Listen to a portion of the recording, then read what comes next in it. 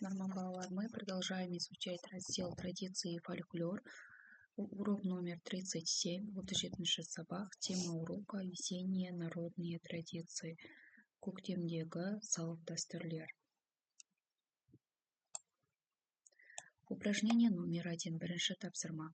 Послушайте текст, мәтінді тыңдаңдар, что такое көрісу. Көрісу дегеніміз не? Ранней весной казахский народ отмечает праздник көрісу. Көктемнің алғашқы күндері қазақ халқы көрісу мерекесін атап өтеді. Он означает приветствие, ол амандасуды білдіреді. После долгой зимы люди с радостью встречаются друг с другом.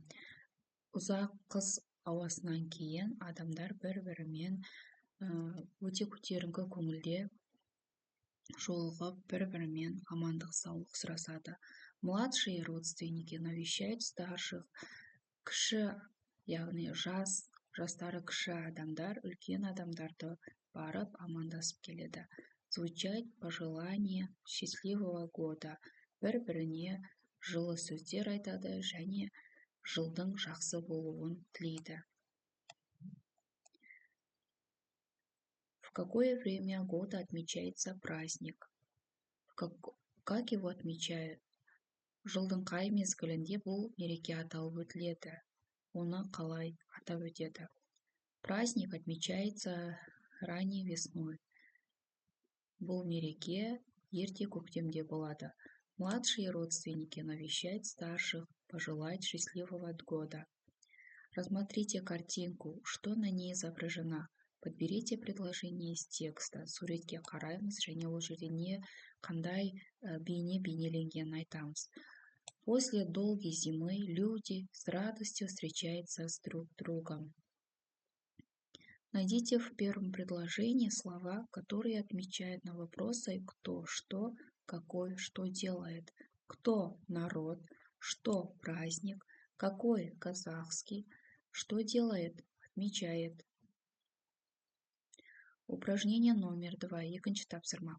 Прочитайте текст, составьте вопросы, мәтінді оқыңдар, оған сұрақ қойыңдар. Задайте их одноклассникам, оны сыныптастарыңа сұрақ қойыңдар сыныптастарыңа. Проверьте их ответы по тексту, олардың жауаптарын мәтінге қарап тексеріңдер. Весной народ Казахстана отмечает праздник Наурыз. Каждая көктем уақытында қазақ халқы Наурыз мерекесін атап өтеді. Каждая семья накрывает в этот день щедрый дастархан. Әр отбасы бұл уақытта өте үлкен дастархан атап жаяды. Главное блюдо праздничного стола – это наурыз көже. Дастархандағы басты тағам ол бізде наурыз көже. Когда отмечает праздник Наурыз? Наурыз мерекесін қай уақытта атап өтеді? Что делает каждая семья? Әр отбасы не істейді? Как называется главное блюдо праздничного стола?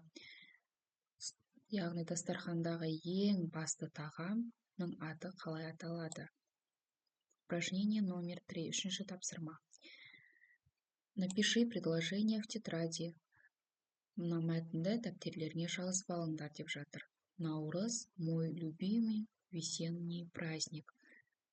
Наурыз – менің ең жақсы көретін көктемдегі мерекем. Упражнение номер 4. Төртінші тапсырма. Прочитайте диалог, разыграйте его. Здравствуйте. Сәлеметсіз бе? С праздником көрісу. Көрісу мерекеңізбен. Поздравляю с наступлением весны. Көктемнің кіріп келуімен құттықтаймын. Желаю добра и радости. Желаю счастья и здоровья. В русском языке есть слова-предметы разного рода. Мужской род – город, он, мой. Женский род – страна, она, моя. Средний род – село, оно, мое. Женский род бұл ер адамдарға қатысты, яғни дауыссыз дыбыстармен аяқталған сөздер бізде мужской родқа жатады. Ал женский родқа страна, яғни амен, ямен аяқталған сөздер ол бізге женский родта жатады. Ал средний родқа ол, яғни окончаниесі о, е болған сөздер бізде средний родқа жатады. Упражнение номер 5. Бесінші тапсырма. Рассмотри картинки, суретке қараңдар, назови слова предметы. Слова, яғни заттардың атын айтып өтіңдер деп жатыр. На какие вопросы они отвечают? Олар қандай сұрақтарға жауап береді? Он мой верблюд, он мой дом, она моя корова, она моя юрта, оно мое яблоко, оно мое солнце. Кто верблюд? Дом. Что? Дом, юрта, яблоко, солнце. Упражнение номер 6. Алтыншы тапсырма. Согласуйте словопризнаки со словами-предметами. Проверьте работу одноклассника. Большой ауыл. Бұл жерге ой деген сөз қойылды. Жұрнақ. Красивая улыбка.